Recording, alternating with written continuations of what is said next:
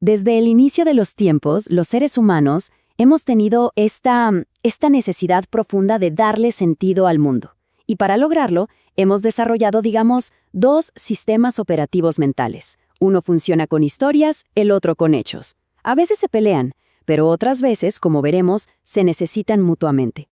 Esa es la gran pregunta, ¿no? ¿Cómo navegamos la realidad? Y la respuesta, aunque no siempre nos demos cuenta, se reduce a dos herramientas fundamentales que hemos usado por milenios para construir lo que entendemos como real. Bueno, para entender esto, tenemos que viajar a la antigua Grecia y hablar de dos conceptos clave, mitos y logos. Pensemos que son como dos formas de procesar la realidad. El mitos es el sistema operativo de las narrativas, los símbolos, el que busca un significado profundo. Por otro lado, el logos es el de la lógica, el de los hechos comprobables, el del análisis crítico. Arranquemos con el primero, el sistema original. Y ojo, aquí hay algo súper importante que aclarar desde ya.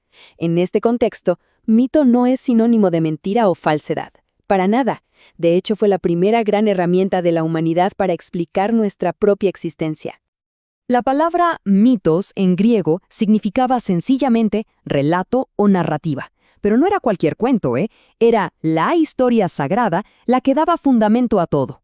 Los mitos eran las respuestas a las preguntas más grandes que podíamos hacernos. ¿De dónde venimos? ¿Por qué nuestras costumbres son así? ¿Cómo empezó todo esto? Y aquí es donde se pone interesantísimo, porque el mito era, literalmente, el pegamento que unía a las sociedades antiguas.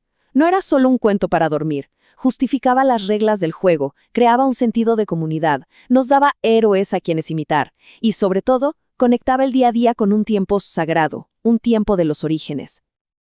Pero claro, la historia nunca se queda quieta, y en la antigua Grecia algo empezó a cambiar de forma dramática. Apareció en escena una nueva forma de pensar, un nuevo retador que se definió a sí mismo, en gran parte, como lo opuesto al mito. Miren, esta línea de tiempo lo ilustra perfecto.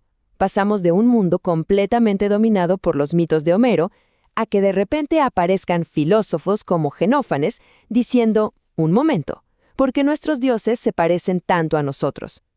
Más tarde, Platón, aunque usaba mitos para explicar ideas complejas, dejó muy claro que la razón, el logos, estaba por encima.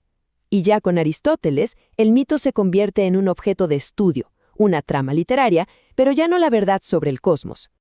Y esta idea fue creciendo y creciendo hasta llegar a su punto máximo con la Ilustración. Esta frase de Karl Marx lo resume de forma brutal.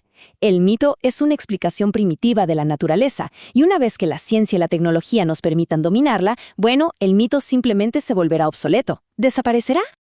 Así que, en resumen, durante siglos la narrativa fue esa. La razón le ganó la batalla al mito. El mito quedó relegado a una especie de infancia de la humanidad, una etapa que, por suerte, la ciencia y el progreso habían superado. Pero, como en las buenas historias, siempre hay un giro en la trama. Y en el siglo XX, de repente, un montón de académicos desde distintas áreas empezaron a decir, ¿y si nos equivocamos? ¿Y si el mito nunca se fue realmente?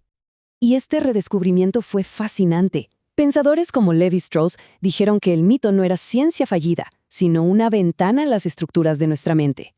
Carl Jung lo vio como la voz del inconsciente colectivo, hablando a través de símbolos universales. Para otros como Cassirer, era una forma de pensamiento tan válida como la ciencia, y para Mircea Eliade, era nuestra forma de conectar con lo sagrado. Y aquí está el gran cambio de perspectiva, la idea clave de todo esto. El valor del mito no está en lo que nos dice sobre cómo funciona el universo, sino en lo que revela sobre cómo funcionamos nosotros, sobre nuestra psique, nuestras culturas y nuestra necesidad insaciable de encontrarle un significado a todo. Ok, sé que todo esto puede sonar un poco abstracto, ¿verdad? Mapas simbólicos, la psique. Pero ¿cómo se ve esto en nuestro día a día?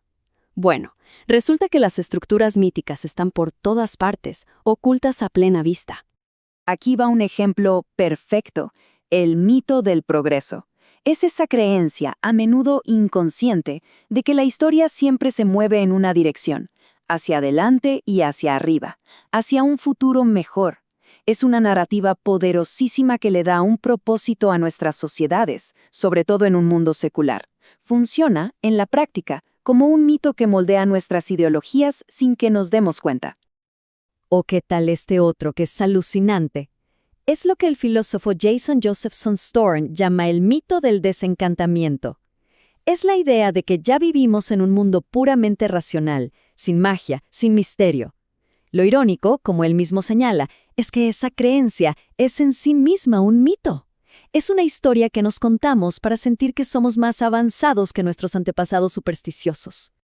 Y los mitos no solo aparecen de la nada. A veces los reciclamos y les damos un nuevo propósito. Miren lo que hace Albert Camus con la historia de Sísifo, este personaje condenado a una tarea absurda y eterna. Camus la toma y la convierte en un mito potentísimo para la condición humana moderna.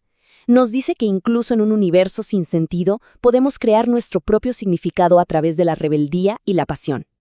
Entonces, después de todo este recorrido, ¿dónde nos deja esto? No nos deja en el final de una batalla, con un ganador y un perdedor. Nos deja justo en medio de una conversación que sigue y que es absolutamente necesaria. Al final del día parece que no se trata de elegir un bando. Una experiencia humana completa los necesita a los dos. Necesitamos el mitos, la narrativa que nos da un propósito, y necesitamos el logos, la lógica que nos permite analizar y construir. Son un equipo, un diálogo constante.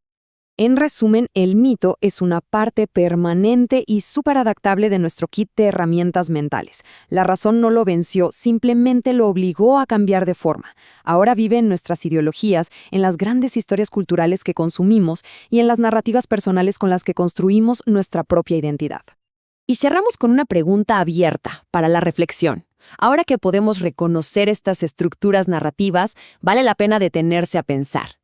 ¿Cuáles son esas grandes historias, a veces invisibles, que le dan forma y significado al mundo en que vivimos cada día?